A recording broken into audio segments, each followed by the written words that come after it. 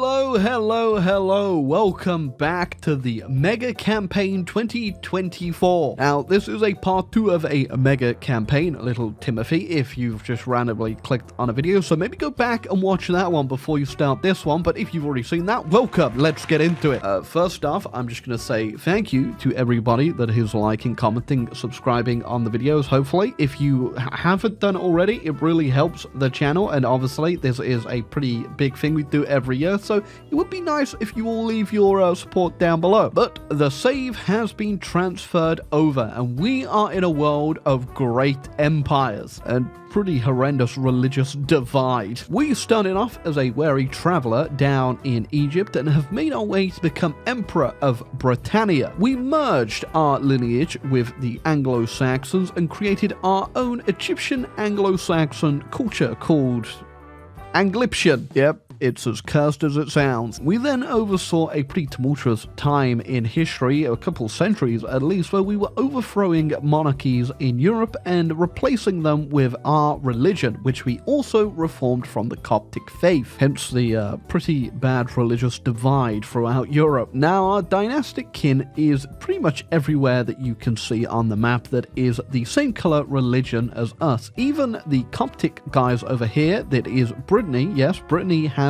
all of France, were originally of our dynasty. At the very end of our CK3 game, they did go ahead and steal all of France off of the French Empire, which is Francia over here. I'm not too sure how they managed to do it, but they did. And we also overthrew the Dutch over here in Frisia, getting them also in our little religious bubble. So the Coptic religion and its reformed variation of Angliptonian is pretty strong in the world. In fact, it's one of the strongest religions in Europe. It's also got quite a few little dotted around parts over in Germany in the HRE, which I imagine is going to make a lot of them actually flip over to us, hopefully. I'm kind of hoping, because if you haven't watched the CK3 part, we were getting absolutely crusaded into the ground for a couple centuries. We did come out on top in the end, but it was definitely a hard-fought battle, one that is definitely going to influence where Britannia goes next. You see, I did say at the end of the CK3 part that I don't plan on playing Britannia like you'd imagine you'd play Britannia. You see, in a world of very, very powerful empires that I imagine are going to be causing a lot of chaos, doing a lot of conquering throughout the world, Britannia is going to be sitting them out. One of the big reasons I meddled in Europe so much, getting a lot of friendly states on our side, is simply to get the Pope off our back. And finally, we're in an era where those crusades are going to be behind us. But after the horrendous few hundred years that we had in constant warfare, I would like to lead an era of peace and isolationism. Think of me as like a Japan before it opened up. That's what I want to go for. We're not going to be doing any exploring. We're not going to be doing any conquering. We're just going to sit back and watch the world as it goes. And the first thing we'll be doing is the Destiny of Britannia, where we will be getting the isolation policy. Oh, so one thing I didn't show off is obviously the HRE. It goes all the way down to the land they held in CK3, which is very funny, because just look how disjointed it all is. It's definitely going to be interesting to see how this is all going to work, I gotta tell you that much, but yeah, we'll see what happens. Yeah, I do think the Byzantines are going to be the major power in the world. They've got a lot of land they can expand into that doesn't have high development because of the way CK3 transfers the development to EU4, which means it's pretty cheap land to take. So I imagine they're probably going to be doing battle with West Slavia over here to who's going to gobble up pretty much all of Russia. I, though, have no interest in expanding anywhere, at least not for now. Things may change in the future, but we've had a very bloody few centuries where we really need to just sit back and relax. And there are obviously rumors and mysteries out there talking about a new land to be discovered, which I have no interest in. Why would I want to discover any new land when Coventry is right there? Look at it. It still looks like that today. Actually, I'm kind of lying there. The cathedral doesn't have a roof. Now, there's going to be quite a few unifying wars across the map at the start of the game. I can already see Castile is going in to mop up Iberia right now. They're actually the remnants of what used to be Galicia. Galicia had all of Iberia pretty much under its control, and then Castile somehow actually come out on top here.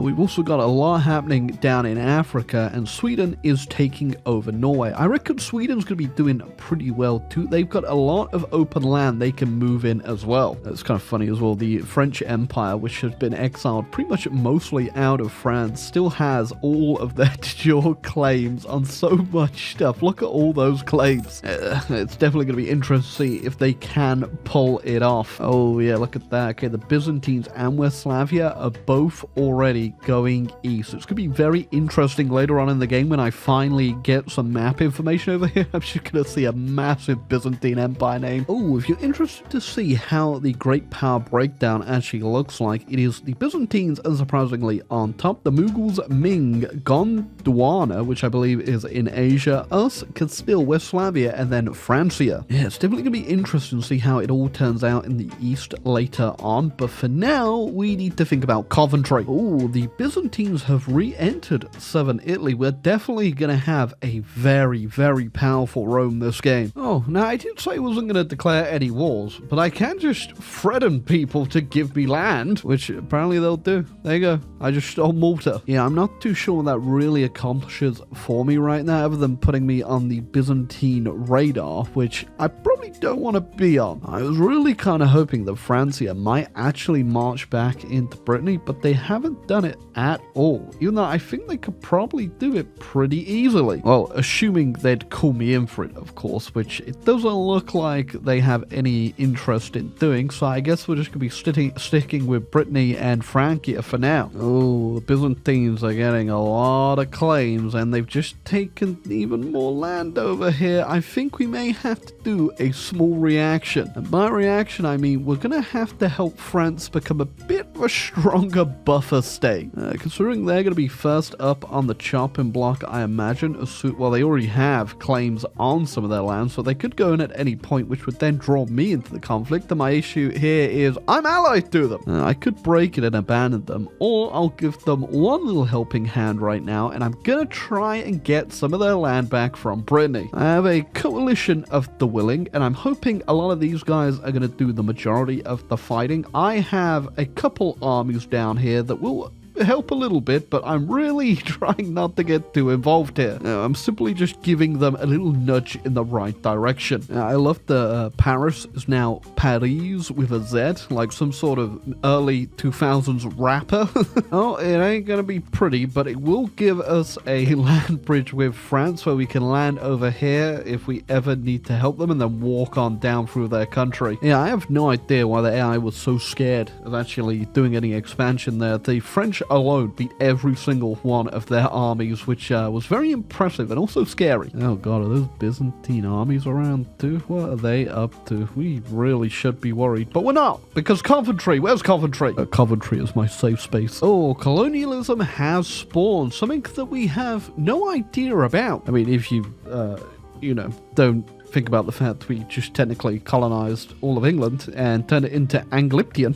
If so, then we may have a small idea of what colonialism might be. I assume the Spanish, or just the Castilians as they are right now, are going to be pretty powerful over in the New World. Oh my god, we can already see over there. That's pretty impressive. Although we've got no interest in, taking the riches of the New World and bringing them here, because we've already got all the damn riches of Coventry. There we go. We've renamed it to New Cairo and Coventry.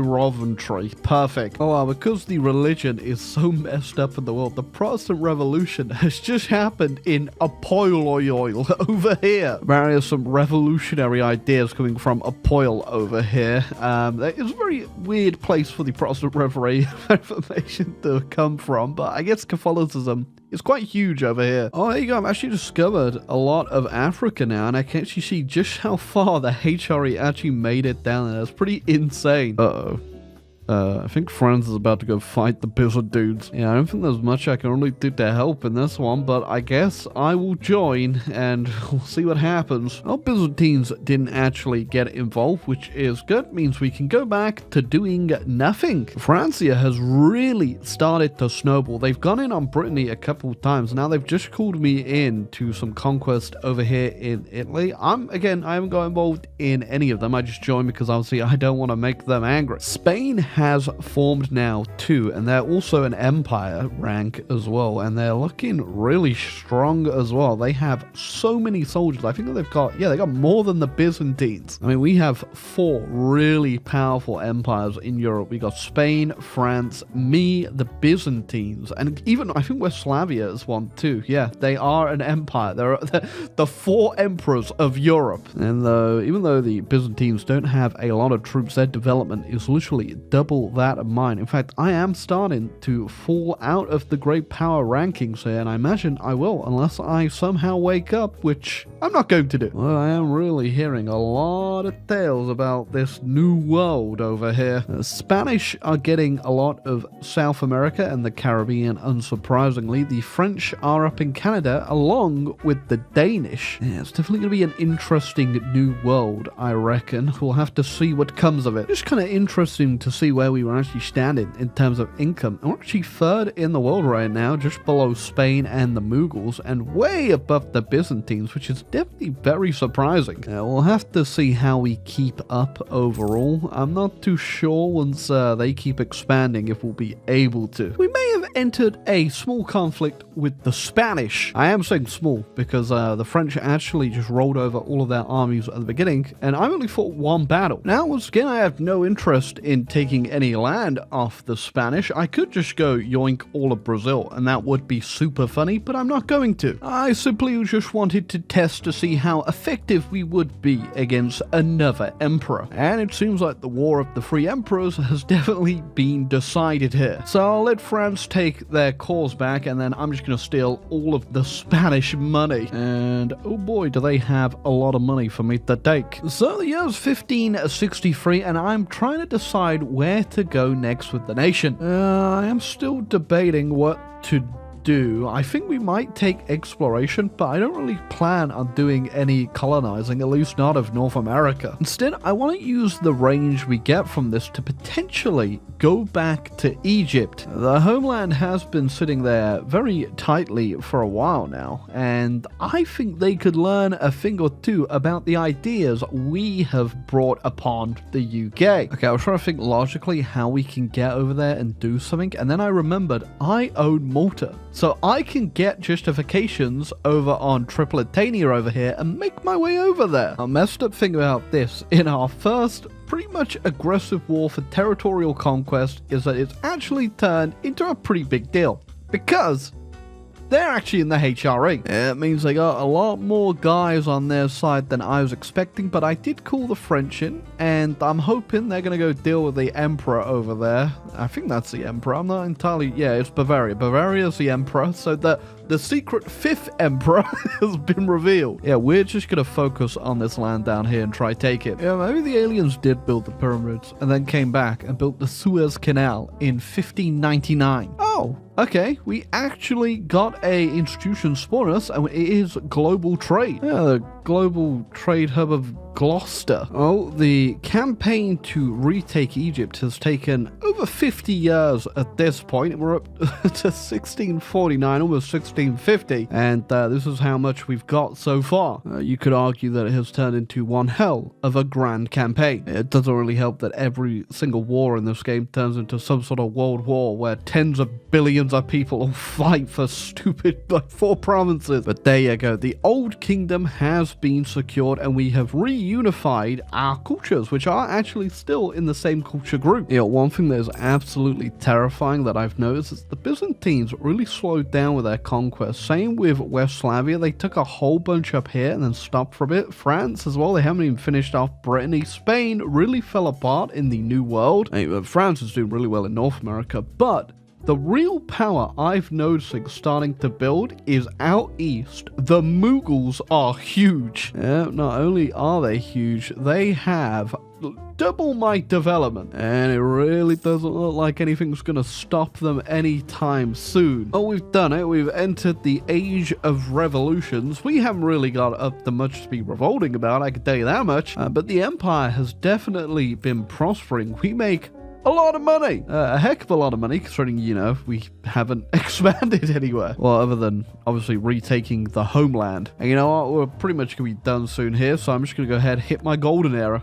I gotta say, Westphalia didn't really go full Russia because they never really went east. Instead, they went full Russia, Germany, and went west. Yeah, it's definitely a very interesting world we've got. The Byzantines, like I said, they've slowed down completely. I haven't really seen them expand at all in a long time. The French did gobble up Phrygia, though, which I can't actually tell if they did that just diplomatically, because they were the same dynasty as both of us, so they might have just got a PU or something, or they just killed them. I actually don't know. Yeah, I really thought we'd go to war with the Byzantines at some point, but it's just not happened at all. You know, the stability of mine and France's alliance, I think, is probably the reason behind that. But yeah, they've definitely fell behind quite a bit. Oh, the one damn thing I hate about EU4 revolutions, here we go, is actually spawned in France. You know, I think the merging of our cultures has definitely had a bit of a lasting impact on EU4's ability to actually write the names. Man, Mughals, huge. Westphalia, huge. France, huge. A little bit under siege, but yeah, still huge. Spain, absolutely huge. Ghana, ginormous. Britain, did you hear about new Kyron? It's kind of cool. Yeah, we've definitely fell behind, but we're way cooler. Trust me. I think. Oh yeah, income-wise, we've definitely fallen quite behind, but that is on purpose. Yeah, I think when we move on to Victoria, we're definitely going to still be a very powerful nation. A lot of these ones aren't going to be able to keep up. I think the Mughals are going to be way too powerful. That is going to be an interesting thing to see. But we are a small and condensed nation compared to a lot of these empires, and it's definitely going to pay off for us. Also, I have no idea what's going on in this war with France and Spain. France is occupying all of Spain, and Spain's occupying all of French North America. You know, if I remember correctly, at one point in time, I did also set up a little monarchy in Norway that disappeared. I think we need to go get that back. Oh yeah, also, France just dismantled the revolution, so I don't have to worry about that. I mean, was that worth it? Probably not, realistically, but if we're reclaiming all parts of our kingdom, why not? Hey, I also have so much money, I just threw 20,000 gold at these people over here to buy myself a charter company. You know, it's technically not colonialism. I'm just trading. Oh god, what am I trading? You know, one could definitely argue that I haven't really done too much this game, which of course was on purpose, but you know, I've been looking at Hungary, and I don't think they moved a damn inch this entire game. In fact, I keep forgetting they're even there because they kind of blend in between the Byzantines and Westphalia. But yeah, Hungary's just there, just standing as still as they can, hoping that if they stay still, they won't get murdered. And that has seemed to work so far. Well, I think the final big war of this little game right now in EU4 has commenced. It is our war we declared on the Spanish, which has brought in the Byzantines and the Hungarians. Oh yeah, and just about 500,000 other people that are all colonies, apparently. We do have the French on our side, though, and they are going straight into Central Europe and Italy, although not at the moment. We are taking on the Spanish front down in Spain, and also the Byzantines in Egypt. Okay, that's my bad. I didn't realize that hard drive had filled up, so you didn't get to see the what happened in that war. Essentially, we beat Spain, mostly down to the fact Westphalia actually came in, fought the Hungarians, and took a whole bunch of their troops away from us. Oh yeah, and currently you've joined me in the Swedish Succession War, the second one, which I just got randomly drawn into. I didn't even get a say in it. If I win, which I don't know if I am going to win, but I've called the French in, they're probably going to win it for me. I'll get a PU over Sweden, which could be handy, I guess. I already own Norway, although currently it's getting sieged down by Hungarians. Yes, from the peace conference with Spain, I took South Africa, because I got like permanent claims down here through my stupid mission tree thing somewhere in this godforsaken mess. Yeah, I wasn't actually planning on holding it. I was just going to create a client state, but then I forgot you can't actually do them overseas, which is super annoying. So I guess we are holding on to South Africa. I don't really think it's fitting for what we're doing, considering we were, you know, not doing mass colonization and we've just yoinked all of South Africa. But yeah, guess I just own South Africa now. That's fun. Well, I get the feeling the Spanish probably aren't going to be able to miss it too much considering they own so damn much. Yeah, Westslavia's also just cleaned up the majority of Germany there. They're probably going to get the rest of it by the time we end, which I am going to end it at 1800 because everyone's getting pretty much very overpowered as it is. Yeah, the one I'm definitely worried about is the Mughals. They are just so damn huge. They've invaded Japan as well. Yeah, I just pieced out with these guys over here. I really don't care about holding Sweden. I'm gonna be real with you. Well, 1817. We went over 17 years. I was originally gonna end in 1800, but I was just watching all the conquesting going on and got a little bit distracted. At the final hurdle, the Byzantines actually woke up and went in on Arabia and actually took Syria. So they've done some expansion, and the Mughals are huge. Way too huge. What's gonna happen when we go over to Victoria? I'm really not too sure. There are a lot of big, powerful empires in this game, which is what I really wanted to actually happen. We've got a really powerful France, who has been our loyal ally the entire time. Got a really powerful Spain, a really, really powerful Westslaviya. They're gonna get even more powerful as we go along. The Byzantines have been pretty quiet, actually, but they are still incredibly powerful. And then, of course, the Mughals, which, yeah, disgusting. And meanwhile, all the way at the bottom down here, there's me. 7th place, great power, where we belong. Yeah, we didn't do like a lot of expansion. We obviously took Norway, Egypt, and South Africa. I got a whole bunch of charter companies around the world just for the extra range when we go into Victoria, and because I had so much money laying around, I didn't know what to do with it. But I could definitely say Victoria is the game that we're going to be waking up quite a lot. We've spent around 400 years building up the kingdom and the empire, and slowly but surely getting a great foundation for industrialization. I think our empire, just like Britain in the real world, is about to really start snowballing. And of course, we've missed out on colonizing all of the New World, but we may have a little bit of things to do over here in Africa, which is where we're really going to be focusing. But you'll just have to go ahead and watch the next episode, little Timmy, to find out what happens. So here is your final look at the world. There's not too much to see that I haven't showed off. We've got Spain down in Australia, and I actually did find Frisia. They're hanging out in the Pacific all over these islands. Yeah, I guess France did just straight up annex them. And, annex them. They just took their mainland and then threw them off to the Pacific, where they've just been living this whole time. But yes, our empire has been sleeping. The lion has been waiting. And now I think it's really going to become a British century. But you'll have to wait out, and you're going to have to hit the sub and the like button and check in a couple days from now, or you're in the future and that video's already out, which I hope you're enjoying it, but yeah, goodbye.